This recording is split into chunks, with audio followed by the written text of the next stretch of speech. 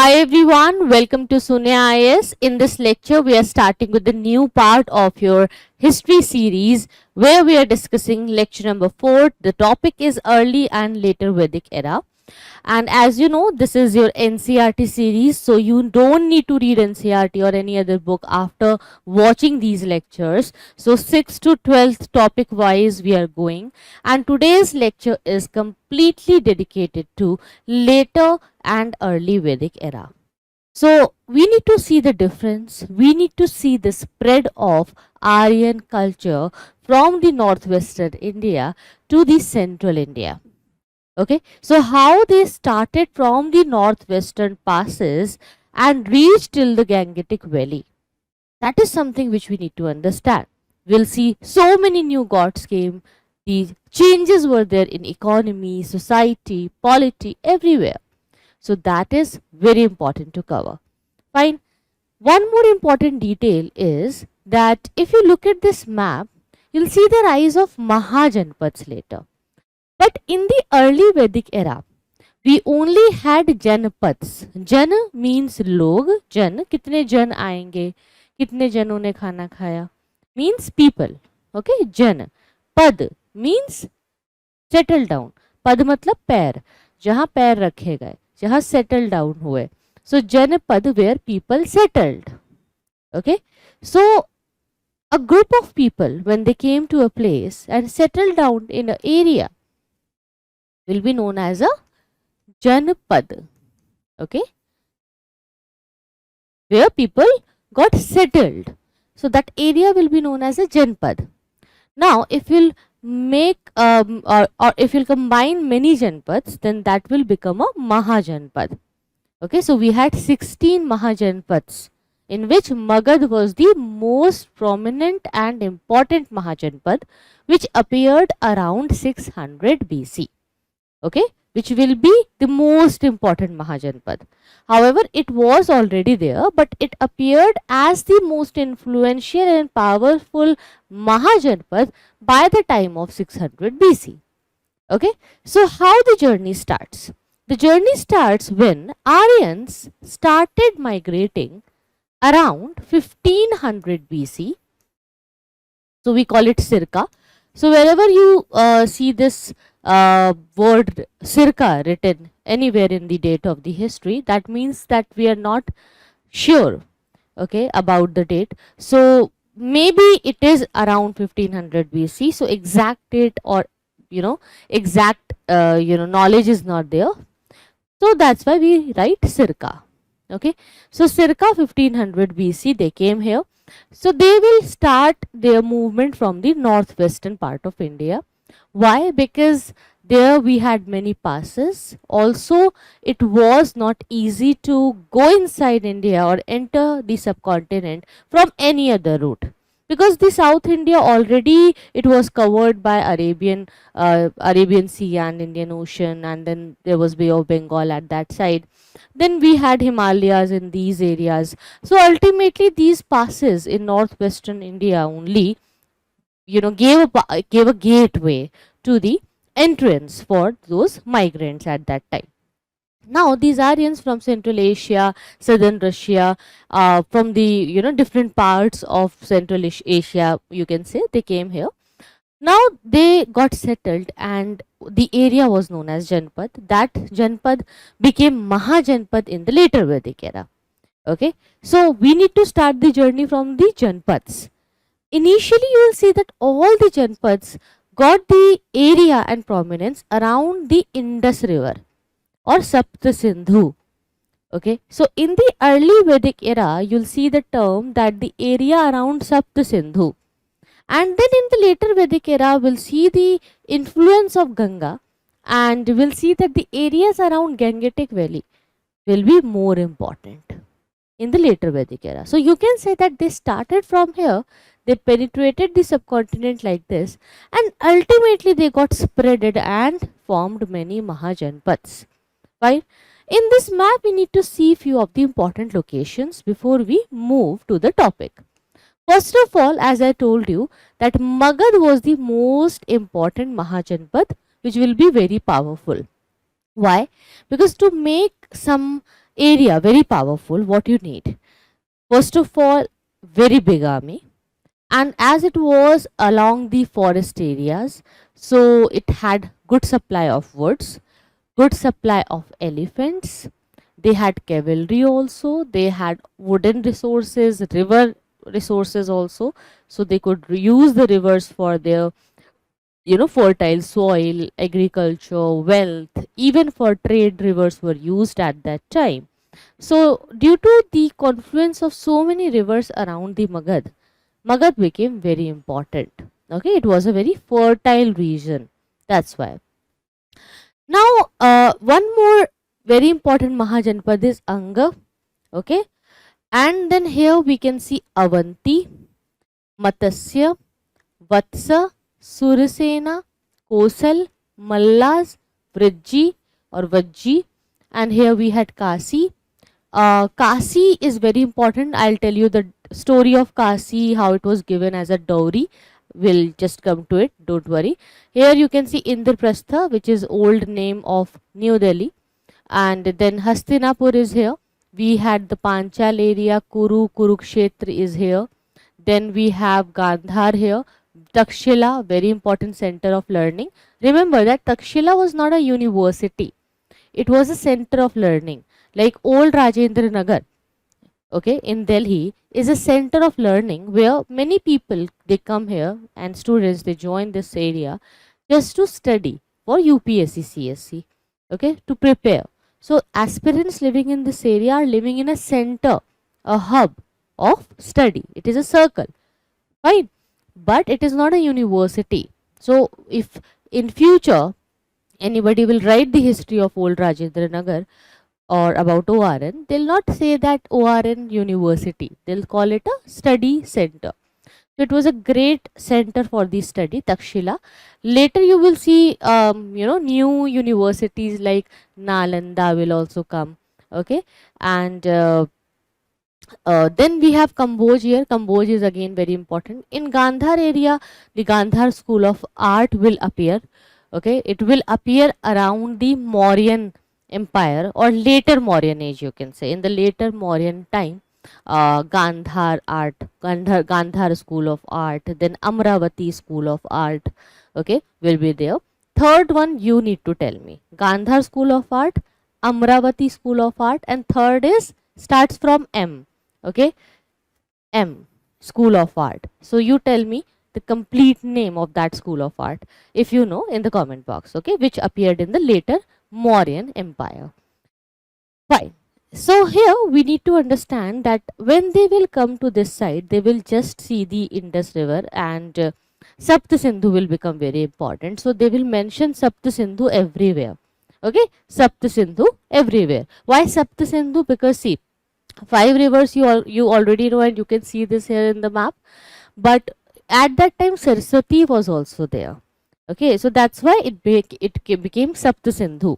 Okay, so now if we come to this area, we need to start the history from the very beginning, like how things got started, how the system came.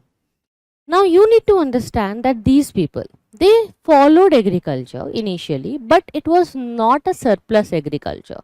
It was a subsistence agriculture. Mainly they used to do the animal husbandry or cattle rearing. So they were pastoralists. They had the better sense of cattle management, and land was not that important. Land will be important in the later Vedic era.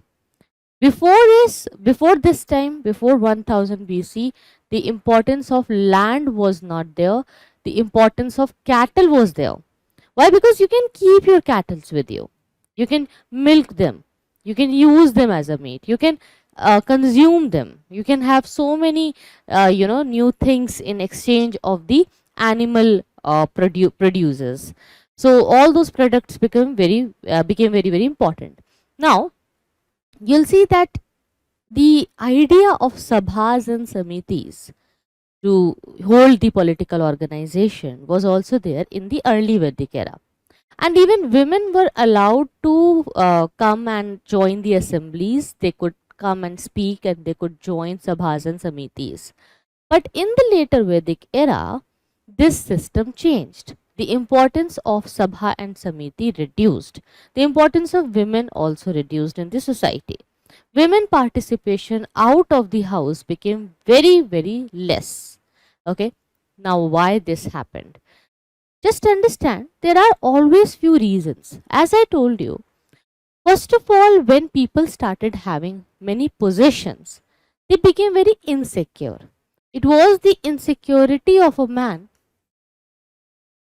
that I have this property, I have this land, all these cattle with me. I don't want to give this to someone who is stranger and who or someone who is not from my blood. I will only like to pass it on to someone who is my own, okay, my own child, my own kid, my own son, my own successor, biological successor, okay. So this kind of blood relation became very important now. Why? Because people became very insecure and they became very powerful also.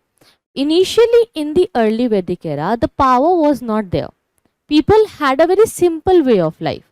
But now the life became very powerful. They had power, they have property, they have wealth, ancestral wealth, you can say, Khandani Rais. Okay.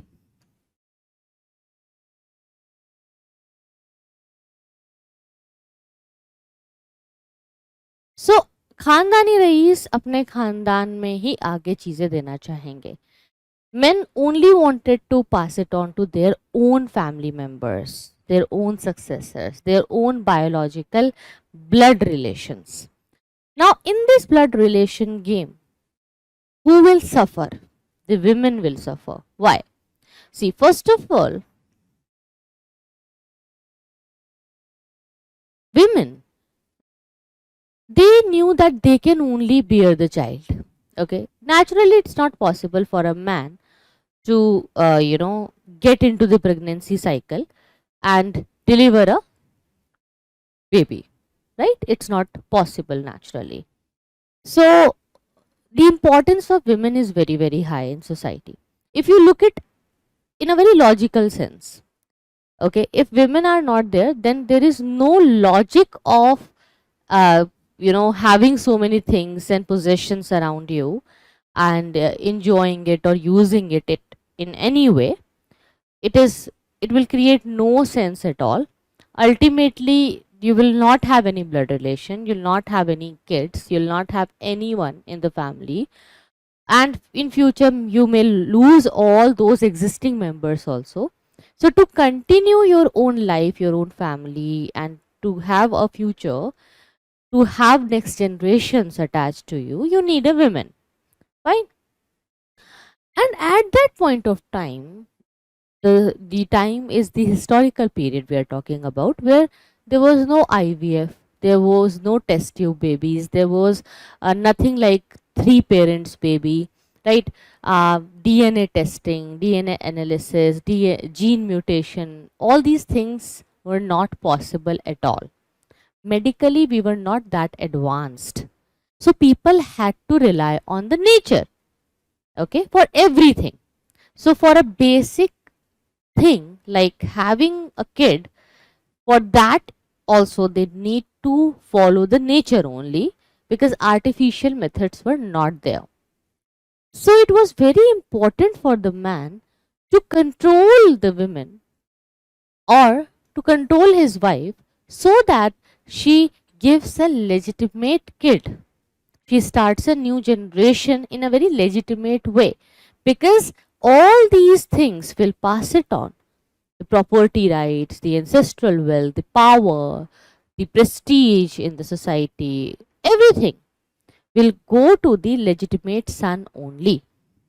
So it became very, very important for men to control the women. Now, the best way to make someone weak is take away their educational rights. Okay, so now women, they were not educated enough. They became uneducated, unskilled, so that they will be controlled. It will be their basic behavior to follow the men. And by religious things, by social customs also, there will be a brainwashing of the women, which is going on since ages. Even today it's happening, that your husband is like God, Pati Parmeshwar. Even if he beats you, shouts at you, asks you to do something, even if you don't like it, you need to do. You need to serve, because he is God, and you need to serve him. These customs, these rituals became very important. Okay. But there is a difference between caring for someone and serving someone. And serving like a slave is a different thing. It was a kind of slavery, you can say. It is like a slavery only, where you are using an individual just because they are not very strong economically, financially, or emotionally. So you can use them. Now, first of all, men wanted to use women, right? So if you want to use someone, if you want to get service from someone, so to be served, it was important to make the women weak enough that she will not raise any questions, she will not ask anything, she will never, say anything. So to make her weak, it was important to make her uneducated, right? So her educational rights were taken away, right? Her learning skills right were taken away.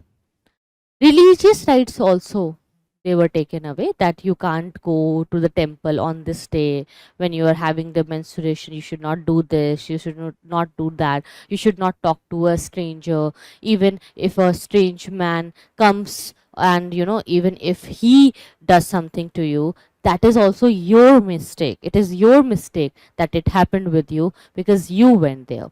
You should not behave like this. So her behavior, her skills, her education, her entire life will be controlled.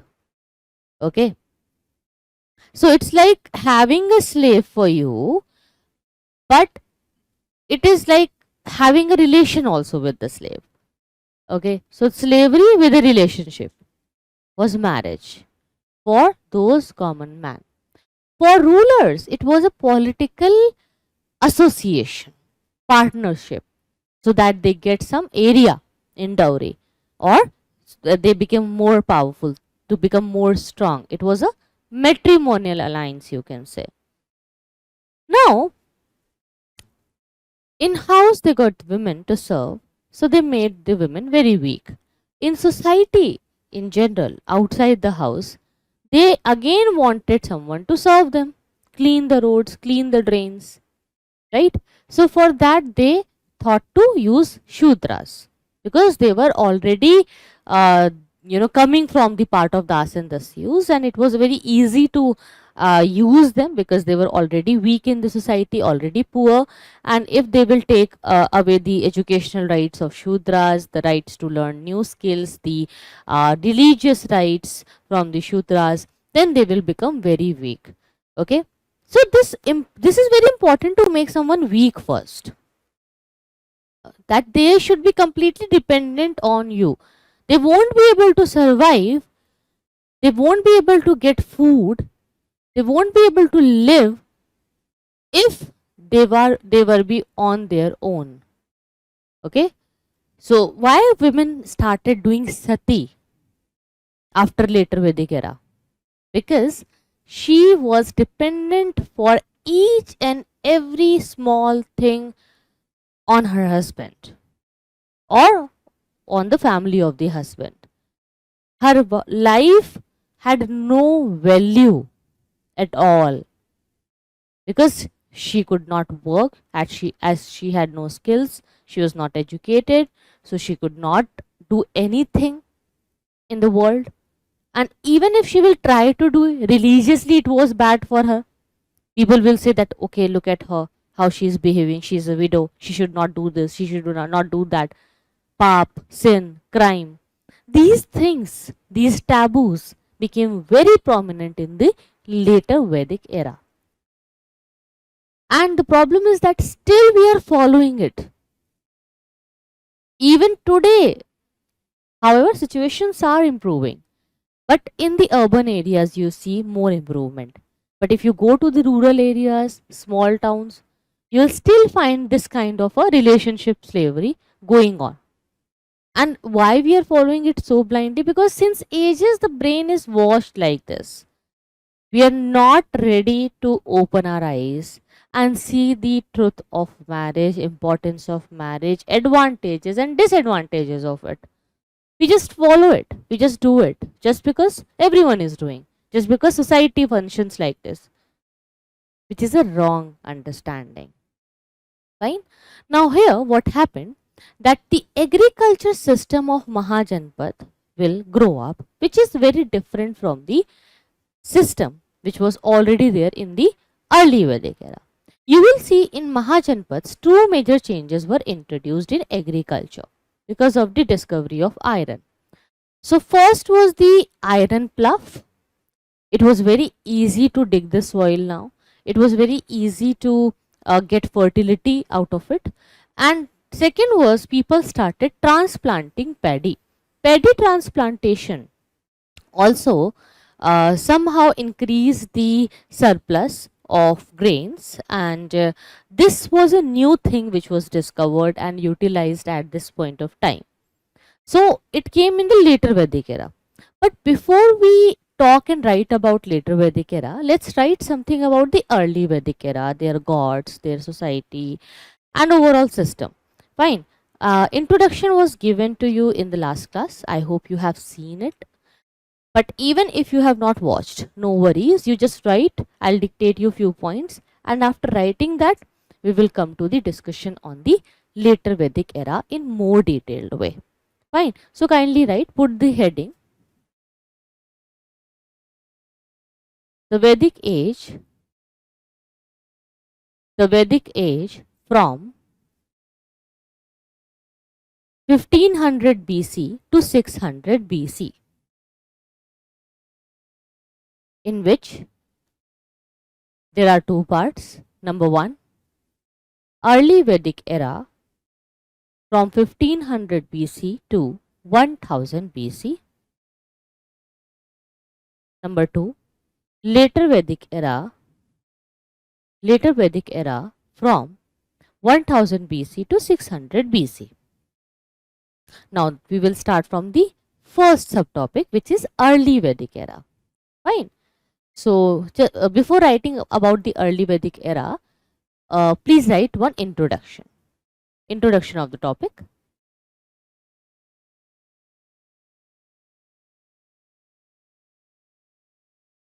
Let's talk about original home and identity first. Put this subheading, original home and identity of Aryans.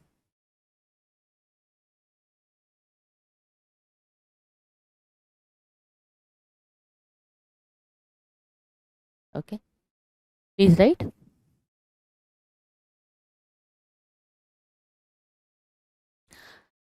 The time after the decline of Indus Valley civilization, the time after decline of the Indus Valley civilization on around 1200 BC, on around 1200 BC is characterized by the appearance of Aryans in appearance of Aryans in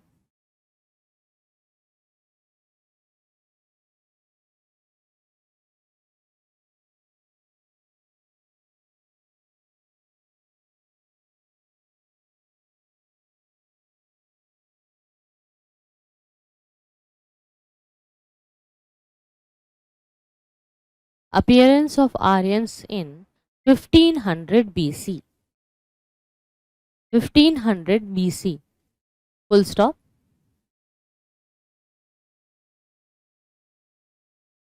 The whole region in which The whole region in which the Aryans first settled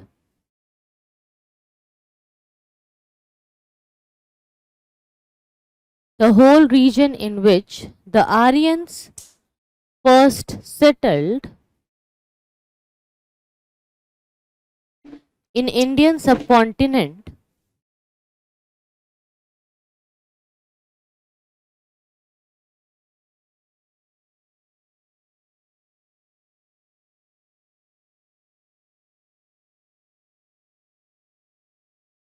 the whole region in which the Aryans first settled in Indian subcontinent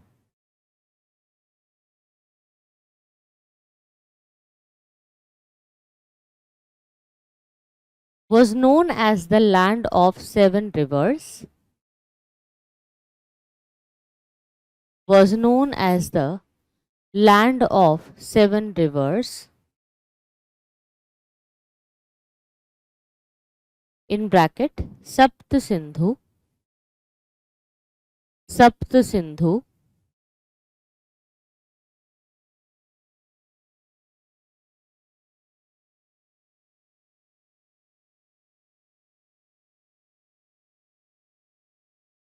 full stop. Aryan is a term meaning noble.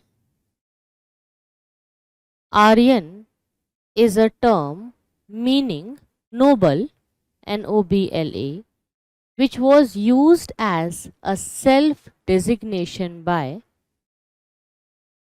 which was used as a self designation by the Indo-Aryan people. The Indo-Aryan people.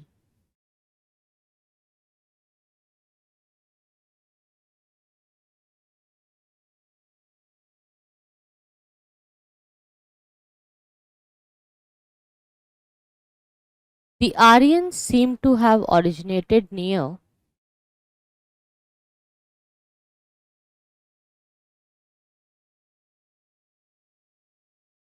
the region from southern Russia, to Central Asia. They were pastoralists. They were pastoralists and came to Indian subcontinent in search of good pastures and better climatic conditions.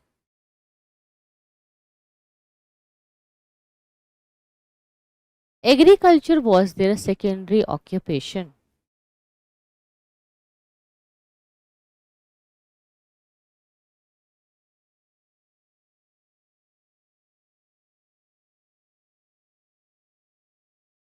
Next point. They became the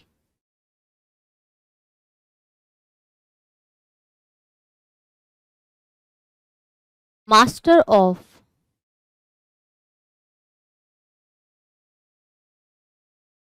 this place. They became the master of this place due to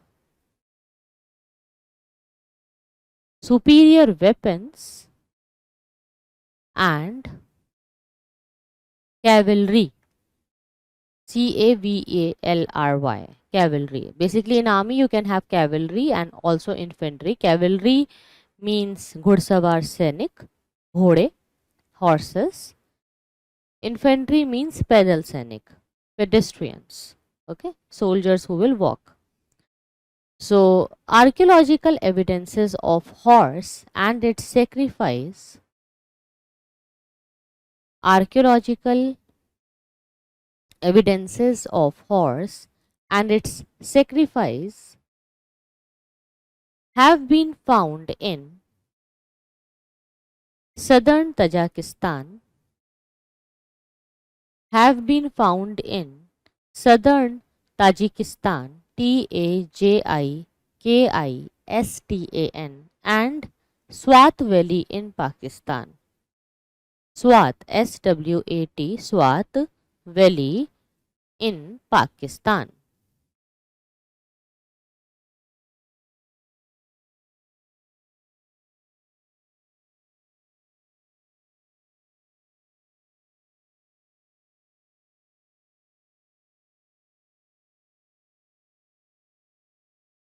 Okay, next point. Rigvedic period refers to the Rigvedic period refers to the period in which Rigveda was compiled, period in which Rigveda was compiled, and later Vedic period was, and later Vedic period was the period in which the period in which three Vedas three Vedas along with their respective Brahmans, their respective Brahmanas, Brahmanas, their respective Brahmanas. Brahmanas are commentary on the Vedas. So every Ved will have its own Brahmana. Brahmanas are texts. Brahmanas, comma, Upanishads, Upanishads, Upanishads, Upanishads and Aryankas were composed. Aryanka, Aryankas.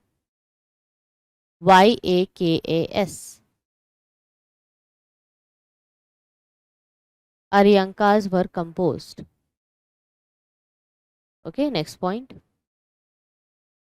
Vedic literature. Please write about Vedic literature.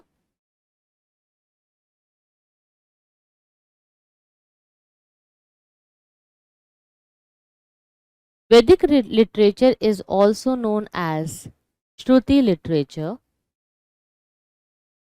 Shruti literature, and Vedas are called Aparishya, means not made by man. Aparushya, Apaurushya. Vedas are called Aparushya, not made by men, and Nitya, Nitya, existing in all eternity. Nitya, existing in all eternity. Next point. The rishis to whom these books are ascribed, the rishis to whom these books are ascribed were known as Mantra Drashta, Mantra, Mantra, Drashta, Mantra Drashta, meaning inspired saints who received the hymns directly,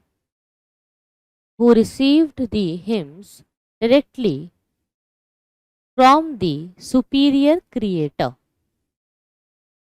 means ऋषि मुनियों ने लिखी है जो भगवान से directly ये hymns लेके आए, not by man. Okay, next point. Rigveda, Samaveda and Yajurveda, Rigveda, Samaveda and Yajurveda are called Vedatray, Vedatray, Vedatray, three Veda, okay, तीन वेद, Vedatray, or simply Tray, Traye, Tray, full stop. Each of the four Vedas are divided into four parts.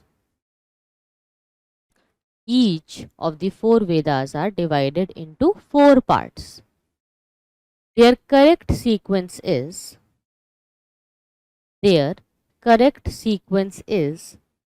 Samhitas, Samhitas, comma, Brahmanas, Brahmanas,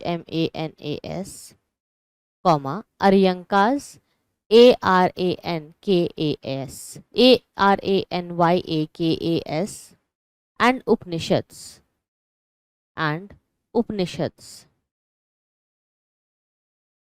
Okay, full stop. Now these four parts you need to remember in this sequence only. Samhitas, Brahmanas, Aryankas, Upanishads. Fine. Samhitas, Brahmanas, Aryankas, Upanishads. Now, Samhitas and Brahmanas, write it. Samhitas and Brahmanas form the Karma Kand segment of the Vedas. क्या क्या कर्म कांड करने हैं, rituals, elaborated rituals, सब कुछ लिखा हुआ है संहितास एंड ब्रह्मणास में. तो संहितास and ब्रह्मणास form the Karma Kand segment of the Vedas. Next point, Aryankas and Upanishads. Aryankas and Upanishads form the Gyan Kand. ज्ञान, ज्ञान की बातें, सब ज्ञान का जो भी है वो लिखा हुआ है अरयंकास एंड उपनिषद में.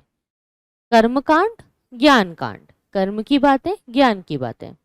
जो कर्म कांड segment of the Vedas. Full stop.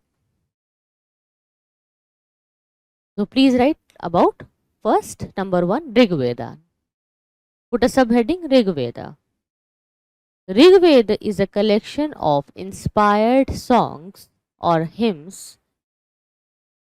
Inspired songs or hymns, HYMNS, hymns.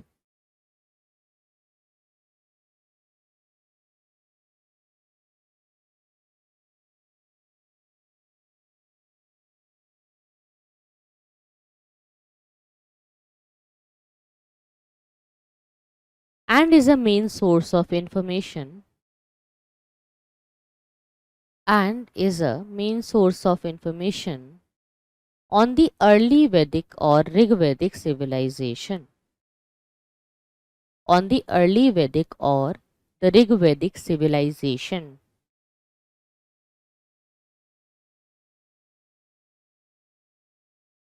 Okay. So basically you can say that Rigveda is the oldest book written in the Indo-European language family. Right? Now please write the next point.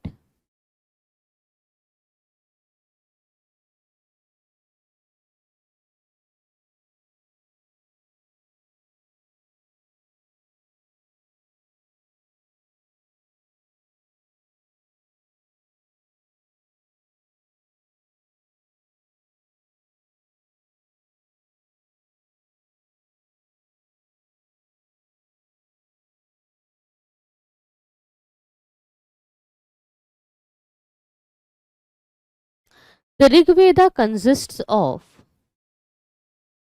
1028 hymns, 1028. The Rigveda consists of 1028 hymns or suktas, Suktas. Suktas arranged in 10 books. Arranged in 10 books. In bracket mandals. So 10 books of Rigveda are known as mandals. Okay.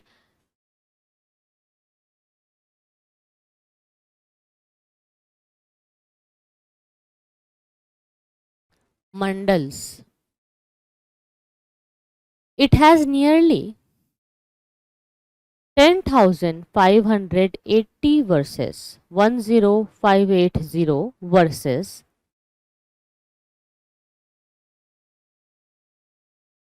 Shakal Shakh is the only surviving recension of Rigveda. Shakal Shakh, Shakala, Shakal, Shakh, Shakha, Shakh. Shakal Shakh is the only surviving recension, Recension, of the Rigveda. Next point. The Rigveda shares multiple similarities with the Avesta. Avesta. Avesta is also a text. Avesta, which is the oldest Iranian text. Which is the oldest Iranian texts.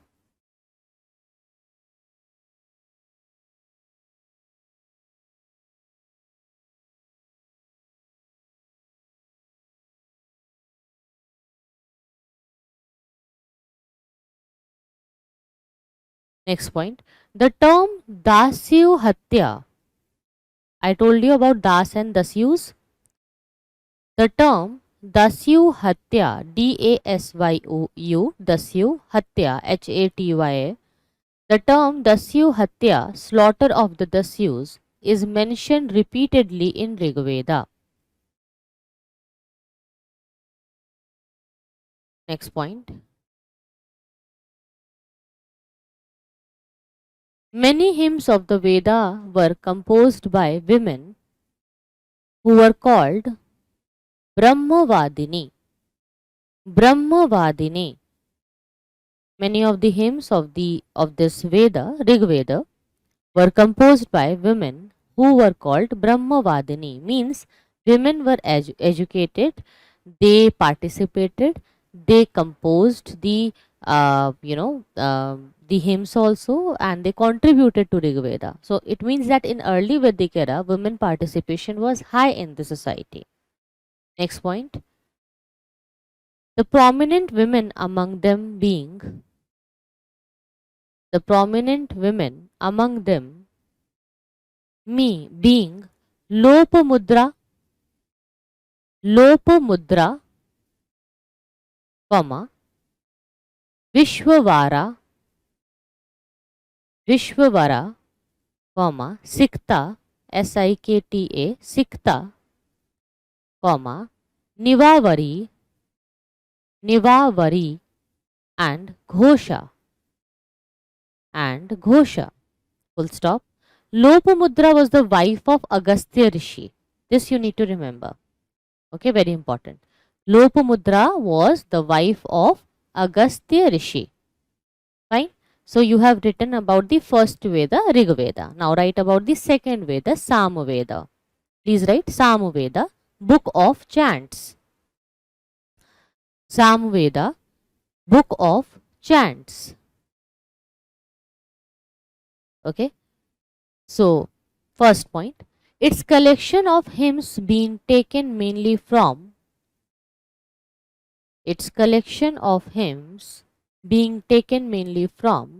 8th and 9th mandals. Please write like this, 8th and 9th. In Roman numbers you should write. Mainly from the 8th and 9th mandals of the Rigveda. Okay.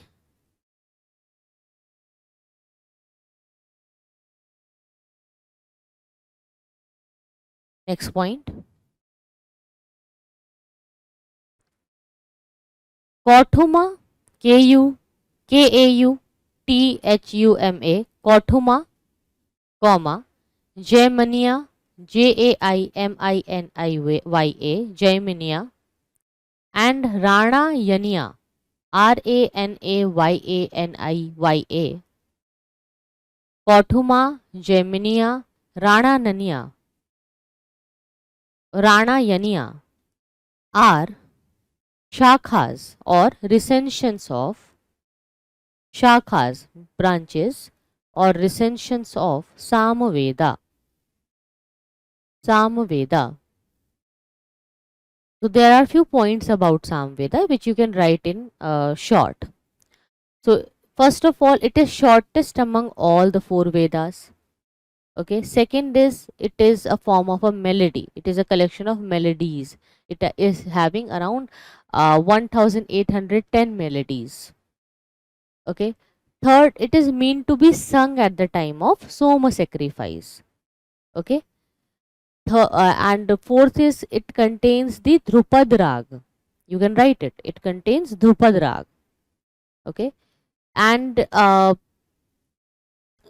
it is having many of the verses, and they are almost from the Rigveda. Okay.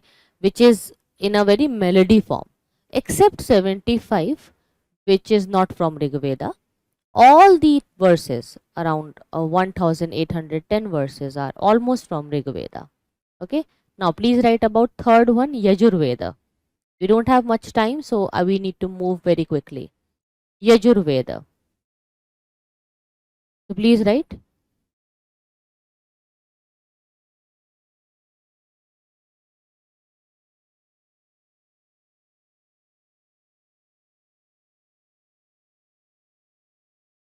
So basically, there are two main texts of Yajurveda. Please write.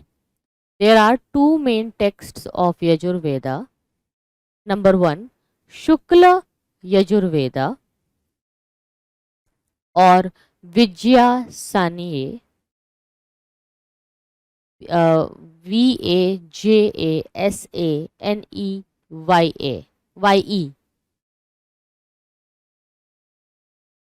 Shukla Yajurveda or Vajasaneye. Number two, Krishna Yajurveda. Krishna Yajurveda. So there are two Yajurvedas, Shukla Yajurveda, Krishna Yajurveda. Shukla Paksh, Krishna Paksh, if आपने सुना हो तो. These terms are very common in Hindu, mythologies, and if you are from a Hindu family, you must have read and heard these terms many of the times in your family discussions. So Shukla Yajurveda contains only hymns, okay, but in Krishna Yajurveda, hymns are also there and prose commentaries are also there, like Katha, commentary, Katha of Maitrayani, Kapisthala, Tetriya. These things are also there in Krishna Yajurveda, but in Shukla Yajurveda you can only find the hymns. Okay, so please write one line about Yajurveda. It consists of various hymns for the purpose of recitation and rules to be observed at the time of sacrifice. For the purpose of recitation and rules to be observed at the time of sacrifice. Okay. Two ceremonies, Rajasuya and Vajpaya, Rajasuya Yagya and Vajpaya Yagya, are mentioned for the first time in this Veda. It has 32 Upanishads. 32 Upanishads. The dialogue between, please write in the next line, the dialogue between Nachiketa and Yama is mentioned in Katha Upanishad. Dialogue, वार्तालाप जो नचिकेता और यम के बीच में है, is mentioned in Katha Upanishad and it is associated with Krishna Yajurveda. Krishna Yajurveda. Okay, now please write the third one, fourth one, Atharva Veda. Last, Atharva Veda. Knowledge of magical formula. Atharva Veda is about charms and spells, jadoo, tona, totke, mantra. Okay, so magical formula, knowledge of magical formula. So please write about Atharva Veda. It is the last Veda and is considered a non-Aryan work. So they may ask you in prelims which one is non-Aryan work. So Atharva Veda is non-Aryan work. Third, it contains charms and spells to ward off evils and diseases. Jhaad phook karna. It has two divisions. Number one, Paipalada. Paipalada. Paipalada. Number two, Sonakia. Okay. Please write the first point. It is divided into 20 kanda. 20 kanda. 20 books. Kand matlab books. With 711 hymns. 711. 711 hymns. 711 hymns and a collection of 5987 mantras. 5987 mantras. Okay.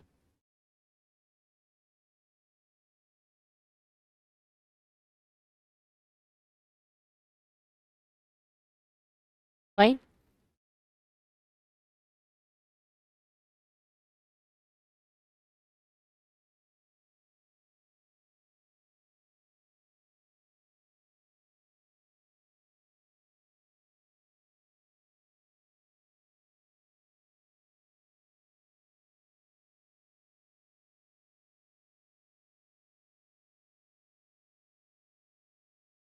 Now let's write about few Vedic literatures.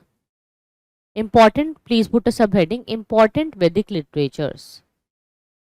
Number 1, Samhita. Samhita. The Samhitas contain the Vedic hymns or mantras without any explanation.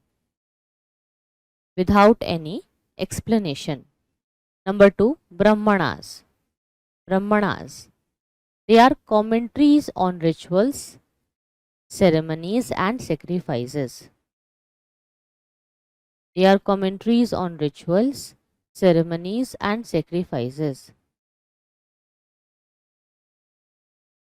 The most important Brahmana is the Satpath Brahmana, which is attached to Yajurveda. Satpath, Satpatha, Satpath Brahmana, attached to Yajurveda. Attached to Yajurveda. Okay. Next point. Third, Samhita Brahmanas. Third is Aryankas. Please write about Aryankas. It is forest books written by forest hermits. They focus on mysticism, meditation, and oppose rituals and sacrifices. Number 4, Upanishad. This is the last one, Upanishads. Upanishads, also called as Vedanta. Upanishads give less importance to the ceremonies and sacrifices. And our nation's motto, which is Satyamev Jayate, is taken from the Mundaka Upanishad. Satyamev Jayate is taken from Mundaka Upanishad. Mundaka. Third, it dwell on Atma and Brahma concept. Atma and Brahma concept. Moksha means liberation was firstly discussed in Upanishads only.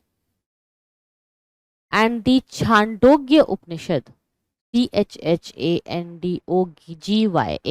Chandogya Upanishad refers to the first 3 ashrams and discuss type of marriage marriages, particularly Anulom and Pratilom marriage. Anulom and Pratilom marriage. Okay. So, marrying in your caste or outside the caste. Anulom Pratilom. So, all the later Vedic texts were compiled in Upper Gangetic Basin in 1000 to 500 BC. Okay. Now, we have written about all these, Vedas and how these Vedas were there. But there is a very important point about Vedangas. They are the parts of Vedas, Anga of Veda. And sometimes students, they get confused between Smriti, Shruti, Samhita, because all these things are very similar and their spellings are quite similar. That's why. So please write one line about Vedangas also. The word Vedanga means the limbs of the Vedas. They are supplementary text which deals with the proper recitation and understanding of the Vedas. However, these do not qualify as Shruti.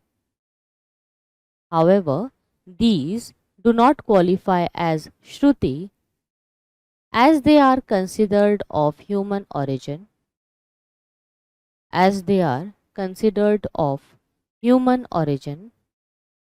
In bracket, not revealed by the gods.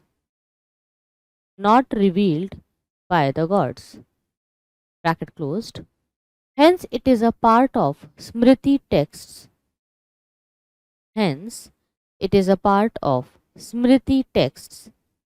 As they were handled down by tradition.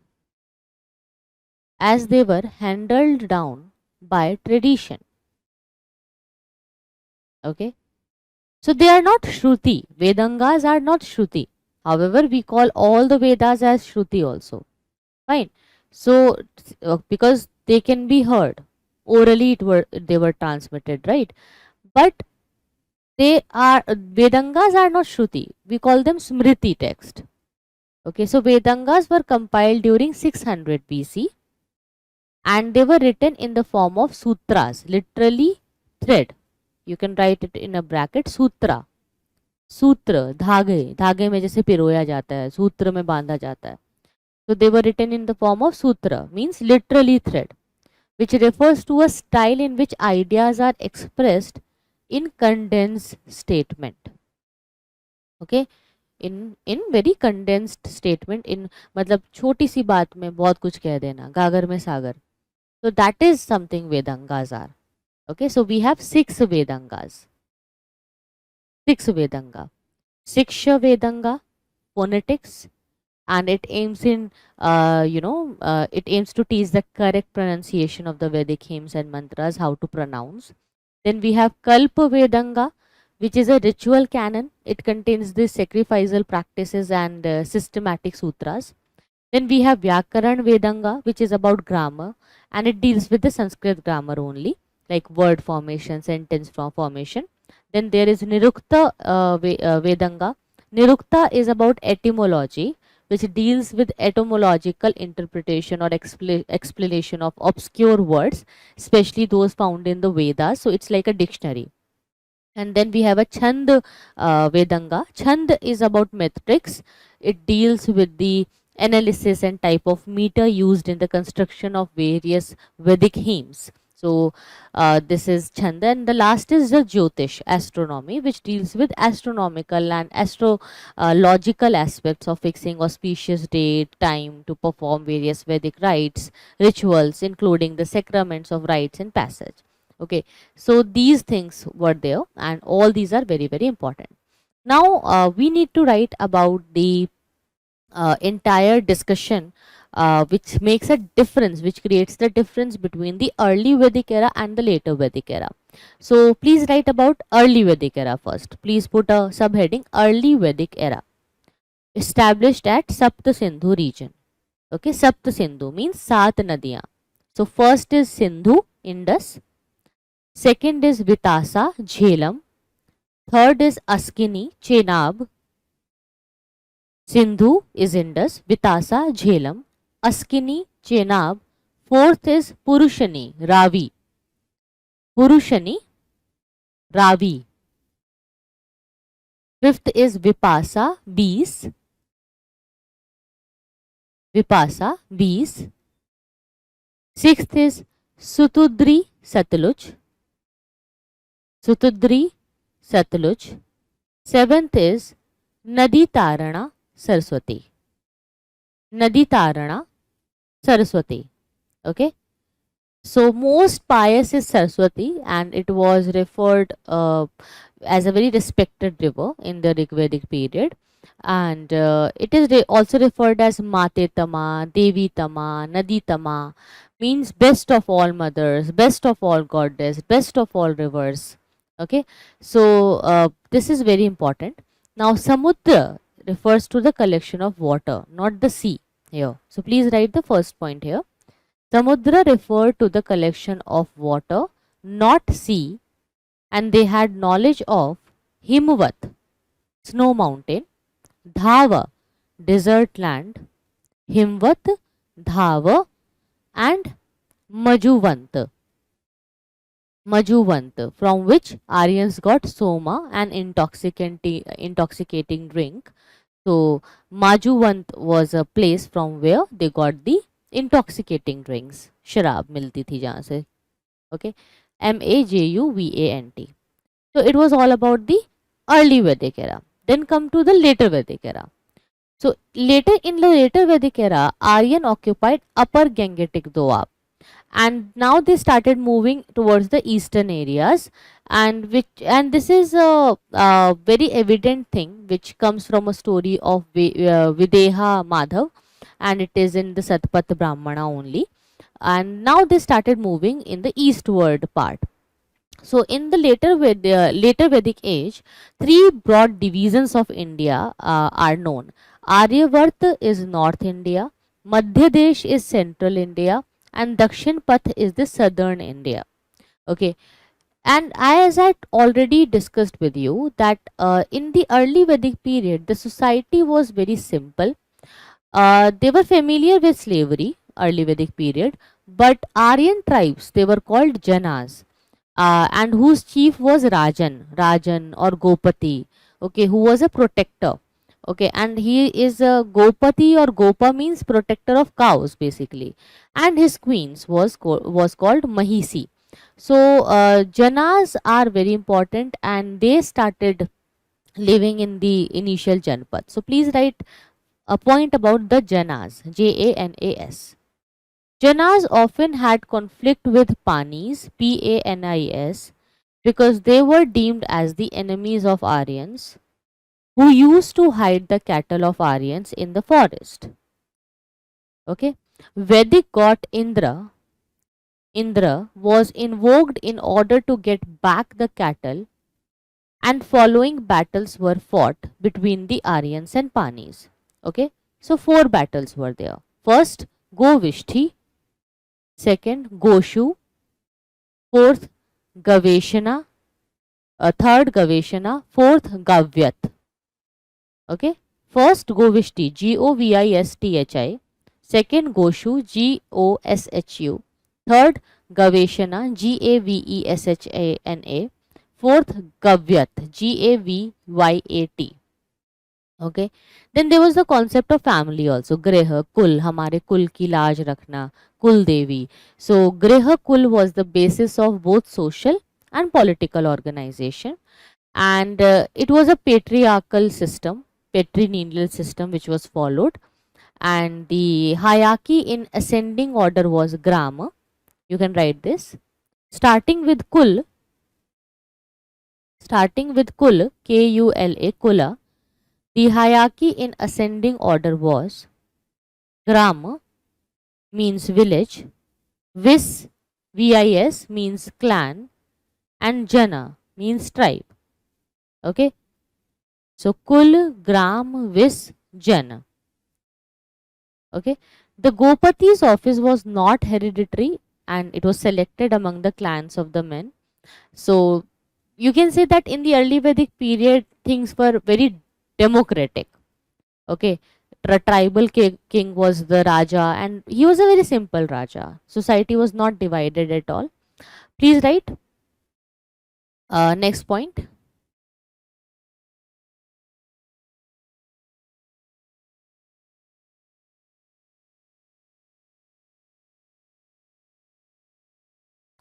Important functionaries of Rigvedic society. So on top, number 1 was Purohit, priest. Number 2, Senani, leader of the army. Number 3, Gramini, leader of the village. Okay. Also, we had tribal assemblies like Sabha, Samiti, Vidhata, Gana. Okay, so Sabha is smaller body, and Sabha was the body meant for elites, exclusive body. Okay, it was associated with judicial functions. So they were judiciary. So Samiti was a broad-based folk assembly, and it was presided by Rajan only, and it was mentioned around 8 times in the Rigveda. So Samiti is again very important. Then came Vidhata. Vidhata was a tribal assembly. Then came the Gana. Gana is the assembly of troops. Okay, so Sabha, Samiti are mentioned as two daughters of Prajapati in Atharva Veda. This point you can write. Sabha, Samiti were mentioned as two daughters of Prajapati in Atharva Veda. Okay. Now come to the later Vedic period. Put the new subheading, later Vedic period. See, we won't be able to complete the entire later Vedic period today. We won't be able to finish it, but let's just come to the half of the part first. The end of the Vedic age and Mahajanpad area will be discussed in the next class. Let's just discuss about the later Vedic age first. Okay, so as I told you that in the later Vedic era, we saw Varna system. Okay, and this is already discussed with you. It is not something which you don't know. Let me just come to front for you.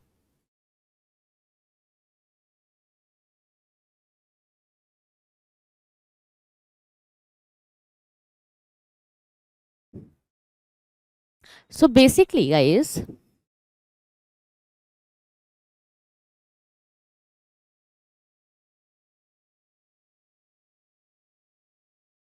yes,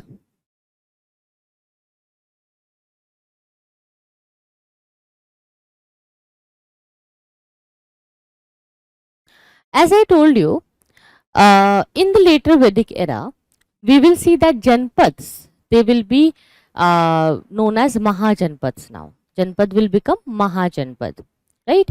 So this is something which we need to understand, that two major changes were introduced in agriculture. And that we have discussed, that iron plough and transplanting of paddy came, which increased the agricultural surplus. People had more crops now, a lot of food was there to eat, so people became more peaceful and settled and civilized. Now they could think about other things also. So us arrange and an arrangement came in the society. What happened, that the later Vedic stage saw the development of Varna system. Varna means group in Sanskrit, this you can write. See, these are very small details, but they can create a lot of confusion in your prelims, because sometimes we ignore few easy facts just by assuming that we will remember it, but we forget. So please write these keywords whenever you listen to the lecture. So Varna means group in Sanskrit, and Varna decided one's group. Okay. So if you are born in a family, that means that you are coming from a group and you need to perform certain tasks, certain duties. And to fulfill that duty, which particular profession you will choose will decide your caste. For example, if Brahman is a Varna, then Brahmans had many different duties to do. Okay, they were teachers and preachers. So you can be a priest in a temple, you can perform sacrifices, you can be a simple preacher, you can take care of the temples, you can read Vedas, two Vedas, Dvivedi, teen Ved, पढ़ लिए तो Trivedi. So basically, to fulfill your duty as a Brahman, because you are coming from a Brahman Varna, which profession will you follow? Which type of teacher or a preacher you will be? Or which kind of a priest you will become? That will decide your caste. So caste is very specific in nature, you can say. Okay, like scribers, those who used to write, they became very important later. And that particular, caste became Kayasth, and today it is very famously known as Srivastavs. Okay, so these kind of developments came, and the most important thing is that in this particular time, the caste system was not very prevalent. Caste system became too prevalent in the society in later Mauryan stage, or during the Gupta period specifically, if you want to say. Okay, so in this time of later Vedic era, only Varna system was prominent. So as you can see, Brahmans, they were priests, teachers, preachers in the society. Then Kshatriya means kings, rulers and warriors. Vaishyas were merchants, craftsmen, landowners, skilled workers, and they were the biggest source of economy. Then we had Shudras, they were farm workers, unskilled workers and servants. But after these four, there was one more category known as untouchables, outcast. They were not even the part of this Varna system. Okay, so they were Dalits or untouchable, street sweeper. They used to clean up the human and animal waste. They used to deal with the dead bodies. So they were outcasts. Okay, they got no position in the Varna system. Fine.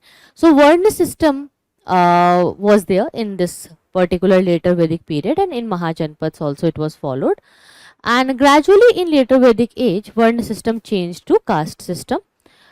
Later the caste system will become very prominent after the later Mauryan period, and in the Gupta age specifically. We will discuss that later when we will come to Mauryan age and Gupta age. Basically, Brahmins imparted knowledge, Kshatriya were rulers, Vaishyas contributed to trade, Shudras were slaves who were denied entry into the mainstream. Now, in this system of society, who faced a lot of humiliation? See, you can only be humiliated if you expect to be respected in a society. And how your expectations increase?